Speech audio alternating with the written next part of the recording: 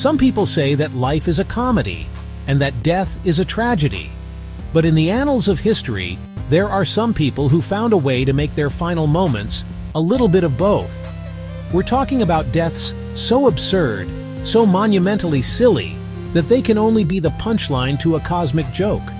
From a wizard with a beard that was his downfall, to a lawyer who proved his point a little too well, prepare yourself for some of the most embarrassing final moments ever recorded. Let's dive in.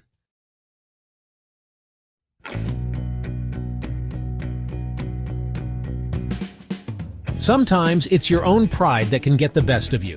This is Hans Steininger, and this is his beard. Looking like the wisest wizard in the world, Hans was a public spectacle in the 16th century, and also a well-respected politician. I mean, come on, who are you going to vote for? Majestic and marvelous beard boy Hans, or the lame and lackluster clean-shaven Franz? And that is how I will be lowering taxes while simultaneously providing affordable healthcare and housing for all. Hans: all right, but where's your beard? Franz: I don't have one. Hans: this guy stinks. But behind that big bushel of bristles beat a kind heart, one that legitimately cared for his town. He was so beloved that Hans was elected mayor for 6 consecutive terms for the town of Braunau am Inn. Measuring in at over 4.5 feet in length, Hans's big beard was his defining feature. However, his biggest asset would also be his downfall. On September 28, 1567, a fire broke out in the town. A single small fire could reduce your whole town to cinders back then, as firefighting tactics consisted of little more than pathetic pails of water. Hans, who usually tucked his beard into a leather pouch for safekeeping, let his long locks whip in the wind as he ran to help. Scuttling down some stairs in a panic, Hans accidentally stepped on his own facial pubes, causing him to slip and trip down the entire staircase. He snapped his neck and died. The town was devastated not by the fire, but by the loss of their beloved mayor. Before being buried, the townsfolk had Hans's beard gently removed and chemically preserved, immortalizing his legacy. The forever facial hair is still on display in a museum today. You know his ghost is pissed, though.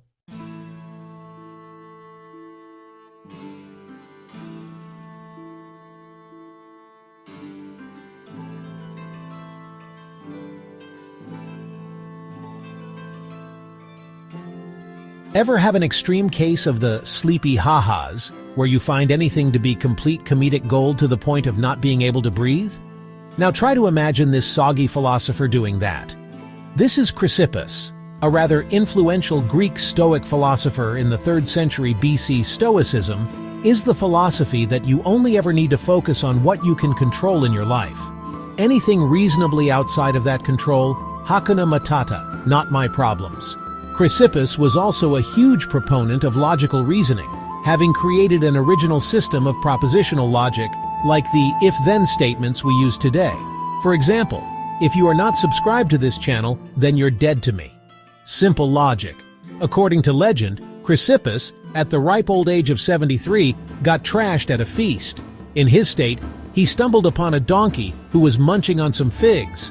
Registering at least a 6.9 on the ancient Greek comedy scale, the masticating mule was a hilarious sight to behold, prompting Chrysippus to exclaim, and I quote, "Give the doggy some pure wine to wash down the figs." This added punchline sent the Lord of Logic over the edge. Chrysippus reportedly hurled himself into a fit of laughter so intense that he collapsed, foaming at the mouth. He had knocked himself dead with his own joke. But the question is, can you actually die from laughter? Sure you can. It's rare but medically possible. If you laugh your ass off to the point of an uncontrollable fit, it puts a lot of stress on your heart. You could have a heart attack or even lose consciousness from lack of breath. But of course, this account is debated by historians. The guy who documented this particular death lived a few hundred years later and also wrote an alternative, more mundane account. That Chrysippus simply died of alcohol poisoning, but I guess he needed to spice things up for his readers.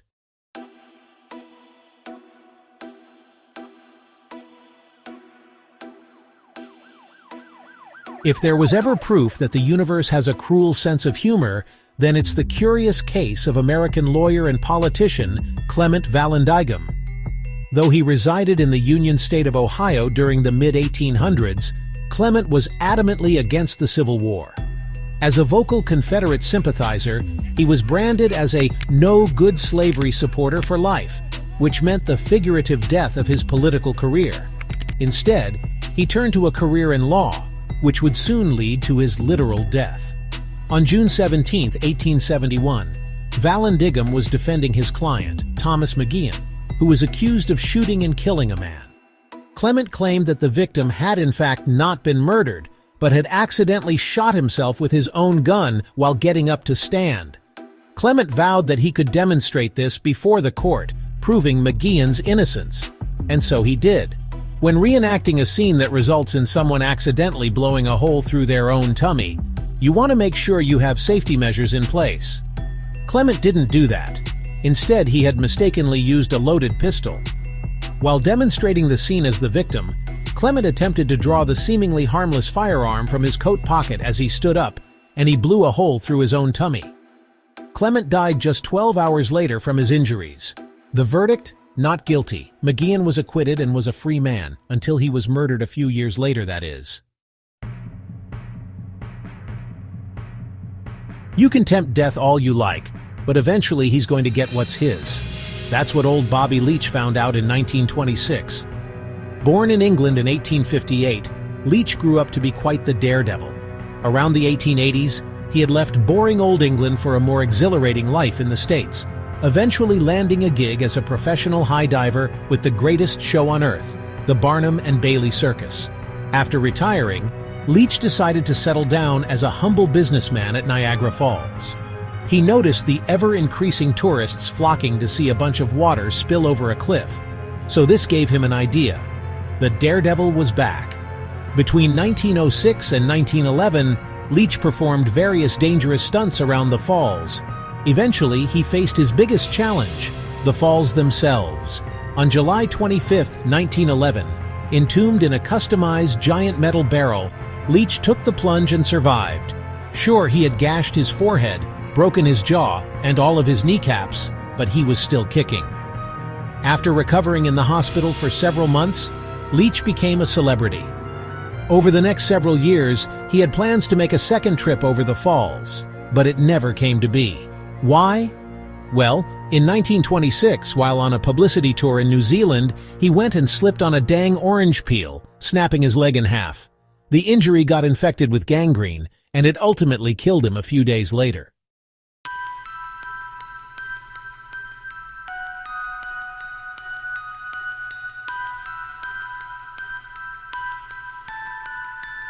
Having served the shortest presidential term in United States history, you know something must have gone down.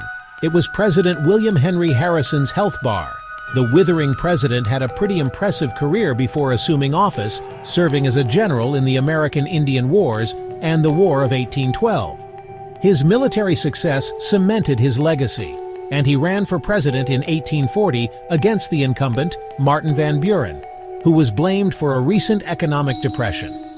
With the people properly pissed, it's no surprise that Harrison won in a landslide, but that wouldn't matter in about a month.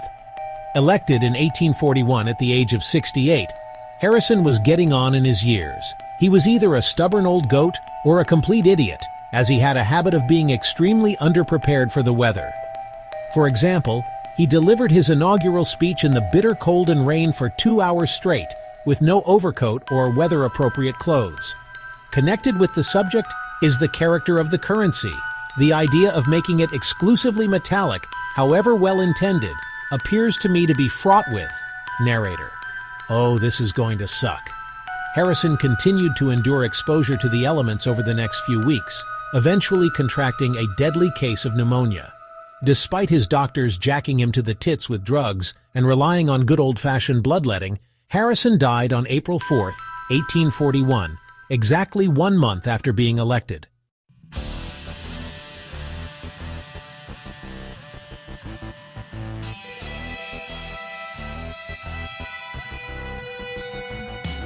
When you were a kid, did you ever try jumping off a sofa using a blanket as a makeshift parachute? But you failed to calculate if the blanket had the proper coefficient of drag necessary to minimize your acceleration due to gravity, leaving you crashing to the floor. Just me? Well, take that scenario and scale it up to adult size, except this is your blanket, and this is your couch. Meet Franz Reichelt, the mastermind behind the parachute suit prototype. An Austro-Hungarian tailor and inventor, Franz became hyper-fixated on developing a sort of wearable parachute. He had identified a gap in the market with the rise of humanity's newest invention, the powered aircraft. He got to work in 1910 with some initial designs, testing prototypes by strapping them onto makeshift dummies and hucking them off a 5-story ledge. Surprisingly, the dummies managed to hit the ground at less than fatal speeds. But there was a problem. The prototype weighed 150 pounds. Franz would not give up. After all, you have to fail many times before you succeed. After a year of failing to replicate his initial success with lighter designs, he came to a conclusion. It wasn't a design problem, it was a height problem. So he pleaded with the Parisian police to allow him to run an experiment from the Eiffel Tower. Despite numerous rejections, they eventually gave in on the bitter cold morning of February 4, 1912. And to the surprise of everyone, Franz arrived on site in his dumpy-looking parachute suit. Now, the police only gave him permission on the grounds that dummies would be used, not that he would be doing the jumping himself. But this guy was so confident in his invention, boasting to news journalists of how successful it was going to be. So, after a bunch of preparations, Reichelt made the leap. His parachute suit failed to properly deploy. The poor fellow plummeted 187 feet to his death, achieving nothing but a frown-shaped dent in the cement.